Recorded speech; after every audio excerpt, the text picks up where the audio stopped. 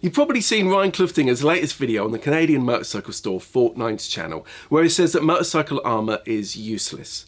Now, I genuinely believe that everyone should be free to wear what they want, when they want, but I'm also passionate about people being able to make informed choices, not influenced ones. And you can only do that if you have all the facts. I don't often address other people's videos, but sometimes it just feels like it's important for those who want to properly understand what they're spending their money on. Now, I did have to do it when Ryan made a video that claimed a 7mm kryptonite chain took a professional thief 4 minutes and 10 seconds to cut with an angle grinder, so was the best motorcycle lock. I bought the same chain and used the same equipment and cut it in 5 seconds. Anyway, in Fortnine's latest video, a study by Associate Professor Liz Derome was quoted. However, I have a statement here from Liz. In the research paper AAP 2011, we reported that riders wearing motorcycle clothing fitted with impact protectors were significantly less likely to sustain any injuries than were riders wearing motorcycle clothing without impact protection and those wearing non-motorcycle clothing. The analysis compared injured and uninjured riders by level of protection, taking other factors into account such as crash type, object impacted and speed.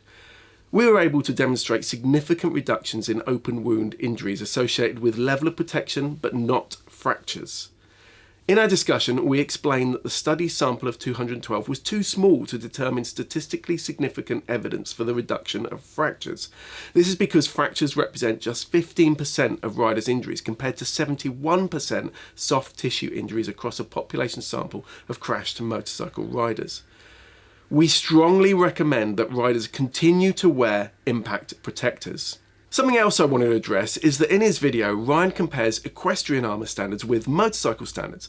Now, I'll talk about that in a bit with Varnsverry, one of the other experts quoted in Ryan's video. But comparing them is like comparing apples and oranges, not least because the impact energy applied in the two standards is different, as are the anvils used. If you're going to stop watching now, then the one thing I'd say is that while there is definitely room for improvement in motorcycle armour, personally, I'll always leave the knee, hip, elbow, shoulder and back protectors in my riding kit. And I wear an airbag when I can to better protect my torso. It's always your choice, but I just wanted it to be clear that no riding kit can guarantee to save you in all crashes, but armour will mitigate the transmitted force of an impact, which could reduce or prevent the injuries sustained. So Paul, thanks for jumping on the call. Give us a bit of background on yourself and how you came to be quoted in the latest Fortnine video. Well, I've been around motorcycle clothing manufacturing for more than 40 years as a manufacturer, and then latterly as a freelance consultant helping other companies to produce, test and certify better products. So that's in a nutshell my background. Fortnine, I received a message late on Easter Monday evening saying, "Hey Paul, have you seen this video from Fortnine?" I hadn't.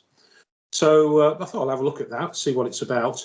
And at that point, I didn't even know I'd been quoted in the video. Fortnine, Ryan hadn't got in contact with me to say, "Oh, we're planning to do this. Can we quote you?" But neither did they need to. No, of course, it's publicly available information, isn't it? It's an interview that I did in late 2020 with Roy Martin of MC Gear Hub. Roy's based in Spain, and he does a lot of product reviews. And he just wanted to make his readers a little bit more aware of the standards, because 17092 had come in early that year and there was a dearth of information about the standard. He wanted to address that. So Roy interviewed me. It was a 3-part interview on his website.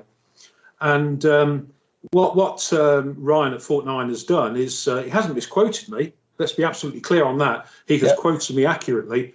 But the context of what I said isn't actually reflected in the message in his video, because I certainly have never advocated removing armour. I think armour has a key role to play in protecting motorcyclists, and we'll probably come on to a bit more detail of this as you and I continue our chat.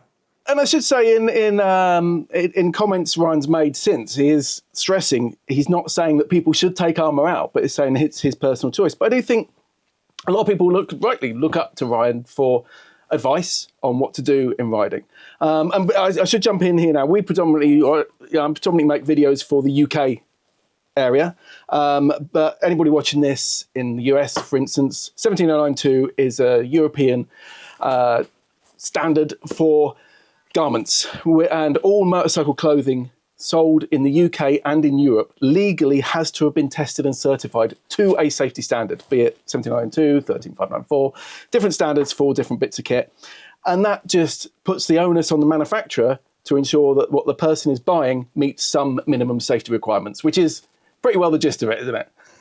Yeah, and I think he covered that in some of what he said. I've got to say, as a cinematographic work of art, the video is actually very, very good. A lot of people have commented on that. And the way it presents, the walking along and the timing and everything is superb.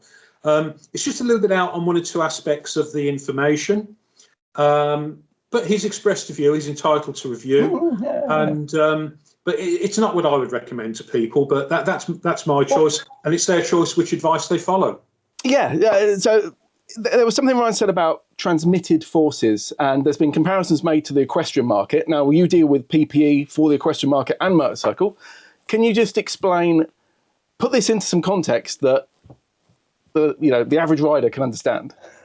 Well, horse riders have body protection. Yeah. It covers their chest, their back, the sides of their ribs, and as an option, they can have shoulder protectors. Yeah. Now, there's one set of requirements for the front and back to protect the ribs, and there's a different requirement for the shoulders. Yeah. And that's exactly in parallel with what happens with motorcycle impact protection standards. The impact energy, even at the highest level of EN 13158, which is the horse rider's body protector standard, that's only 35 joules. Yeah. I say only, but that's in comparison to 50 joules for the motorcycle back protector. There's two steps here. There's how you hit it, or how hard you hit it. Gotcha. 35 for equestrian, 50 for motorcycle, in joules. But then the transmitted force is what happens behind the product, what is measured. And for equestrian body protectors, it's 4 kilonewtons.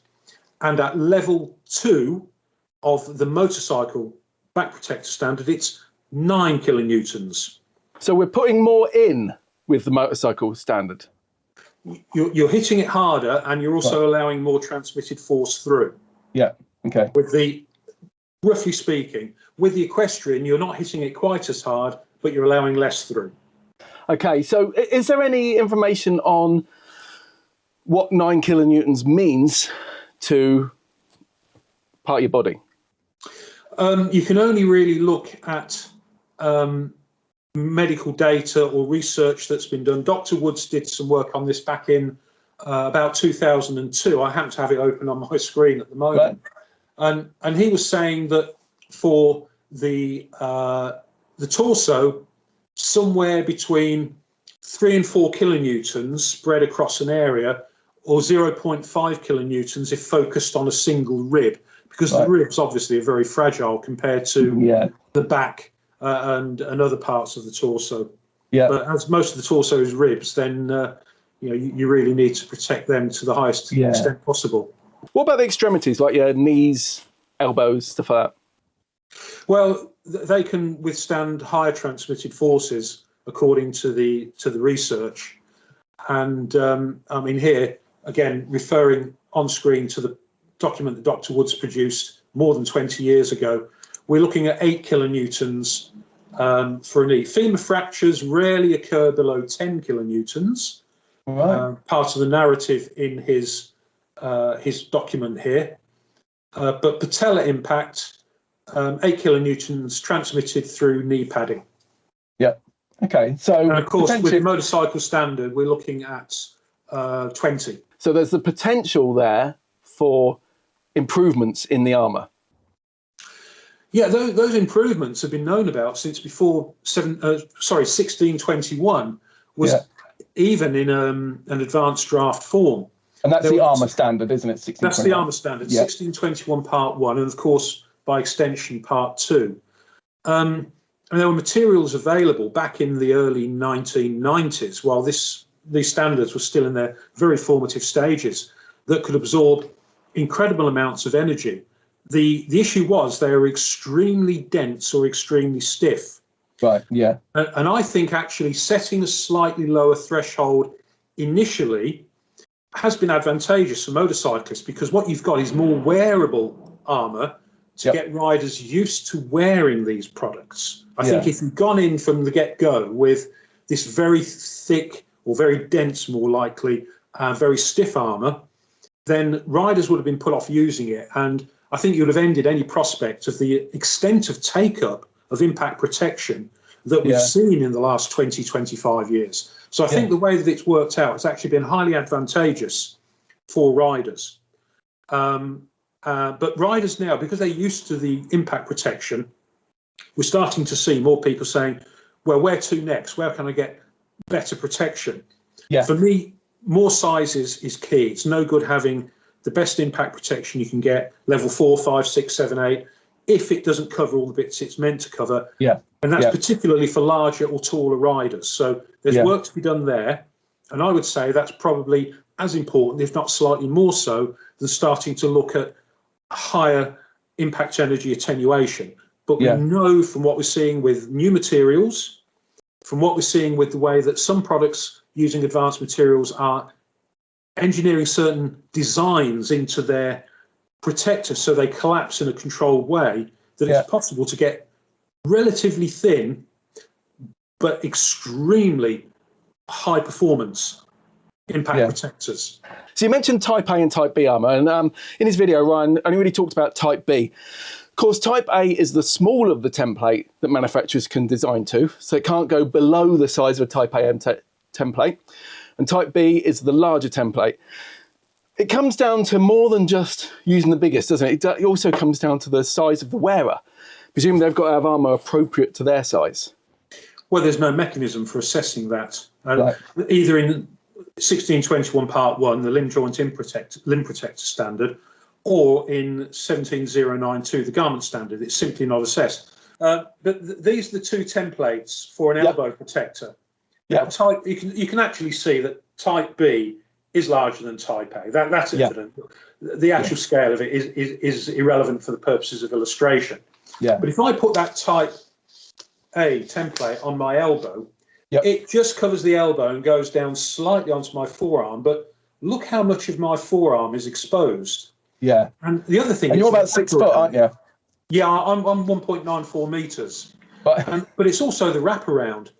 The side, the top and bottom of my elbow joint is not covered at all. That's a Type A template. So a protector could be made just to pass that area of coverage.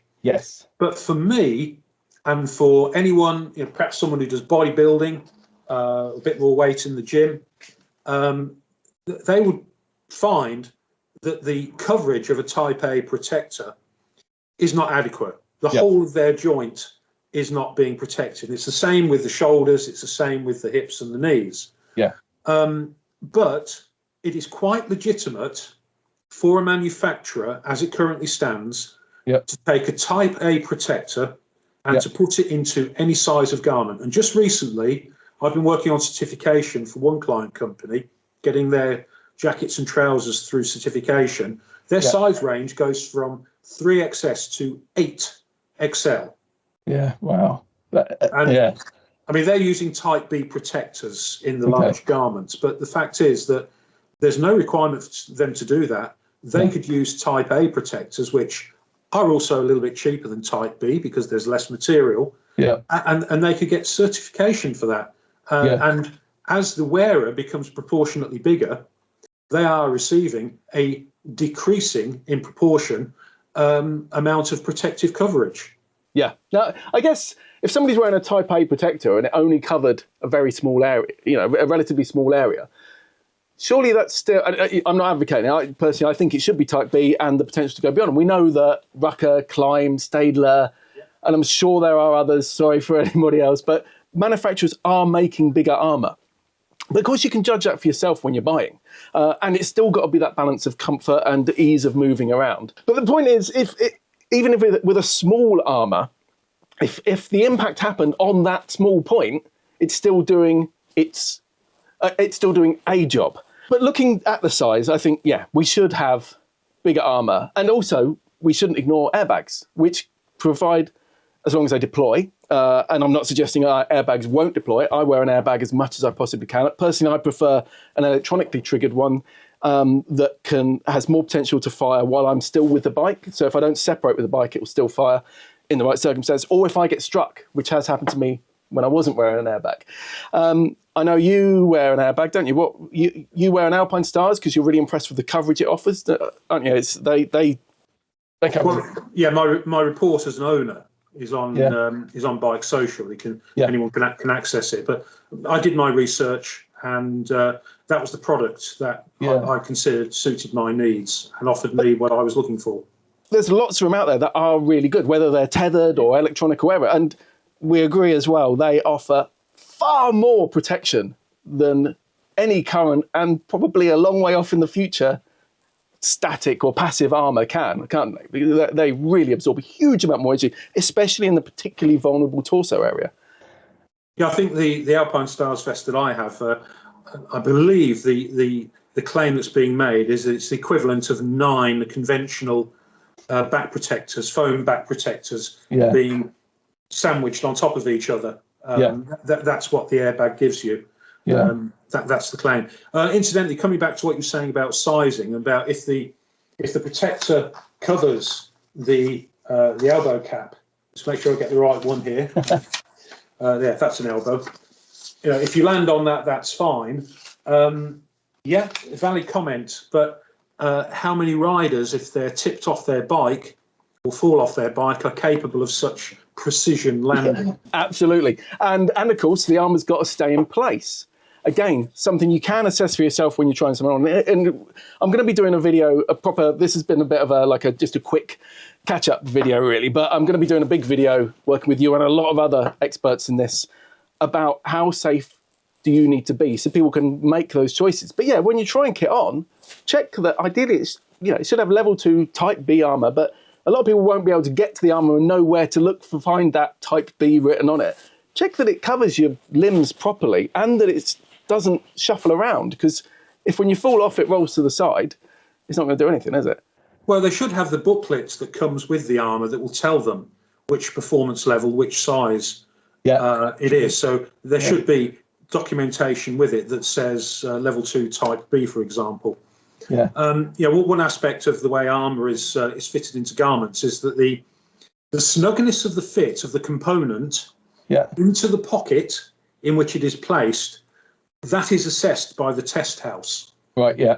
But there's no assessment of whether that impact protector remains in place during normal movements on the bike, steering around, etc.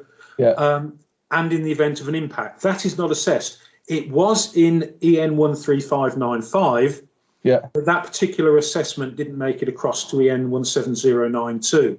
So when the standard comes up for review, that's one of the things that will obviously need to be looked at.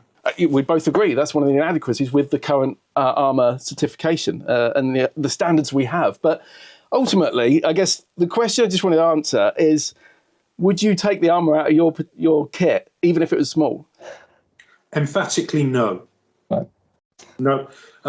I've seen right back from the very early days when I was fitting armour into made-to-measure suits that it isn't only about the impact, it's also about how the load, the forces inherent in the impact are spread across a wider area. For example, from seeing leather suits ripped open because of point loadings caused by the elbow cap, putting armour in, it gave a much wider radius, spread the forces over a wider area, and the leather was just scuffed. And that's leather. Not hold at all. So that's another Yeah. benefit of impact protection. It spreads the abrasive forces over a wider area and doesn't create these high points, these point loadings that cause quick catastrophic failure. Presumably, even if there could be more impact energy absorbed and further reduce the chance of you suffering a fracture or anything like that, still having any properly certified armour is better than not having any armour at all. It must reduce it. It's like, how hard are you being hit? It's always going to have an effect. There will be some benefit.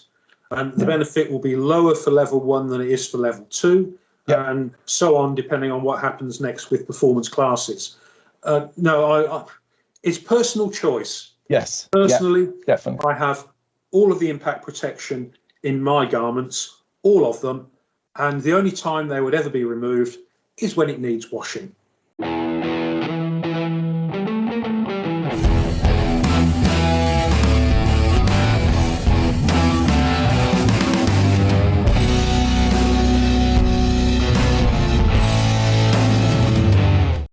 Impact protection, it's been around longer than people perhaps realise. Yeah.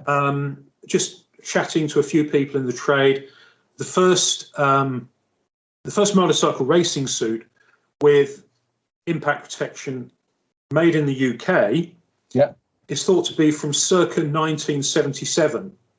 And it was a gentleman called Tom Robinson from Cambridge, I believe. And he had a suit made by Hideout, and he managed to find some impact protection made for another purpose that he had built into the suit. Yeah. And he's recently donated that suit to Hideout's archive. So that's a suit from 77. That's for racing. For road use, coincidentally, another guy called Tom, a chap called Tom Warner, who lives or used to live in Saffron Walden. And he had a suit made in 1984 or 85. It was actually a jacket and salopettes. Yeah. And that was the first suit that I'm aware of for a road rider to be fully kitted out with impact protection. He had the whole thing. I haven't spoken to Tom or seen him for years. So, Tom, if you're watching this, or if anyone knows Tom, it'd be great to catch up again. Hope you're well. You mentioned Hideout, and of course Hideout and BKS. We talked about Rucker, Climb, Staedtler, and everybody there, and other companies doing it. Hideout and BKS are making kit to measure, and they're not using Type A or Type B, but they're using bigger armour as well, aren't they? Still. Well, that's what's in my suit. I have a BKS textile suit, picked up late last year, and I've had the BKS protectors fitted in, and they offer me extensive coverage. I mean, it's strange, really, because back in the 1980s, when Swift Leathers, the company that I ran then, we were doing made-to-measure leathers featuring Protec armour. And the Protec armour of that day was significantly larger than Type B. I could put on the standard Protec elbow and forearm protector, and it will cover down to a few centimetres shy of my wrist. Wow. And that was a mass production impact protector, and of course now Protec, one of the people behind that original innovator, that's Jeff Travell at Planet Knox. Right. So Jeff's someone I've known in the industry for 40 years or so, and I'm still doing what I'm doing, and he's still doing what he's doing. So in some respects, it's gone retrograde with going down to Type A and Type B, but it's not. It's not something that can't be corrected, and hopefully will be corrected in the next revision to the standard. Well, I think all of us should be pushing for better coverage, better performing armour, but not at the expense of not having it at all. I'd agree with that entirely. Yes. Armour is performing an essential task. 1621 Part 1 has delivered better armour to riders, and of course it was revised to bring in the water conditioning and the hot and cold temperature conditioning as well. So the products that we're seeing now are much better than the ones that existed pre the standard, but clearly there are people champing at the bit to see recognition for their innovations, and that's where the next iteration of the standard can really start to show riders what's achievable.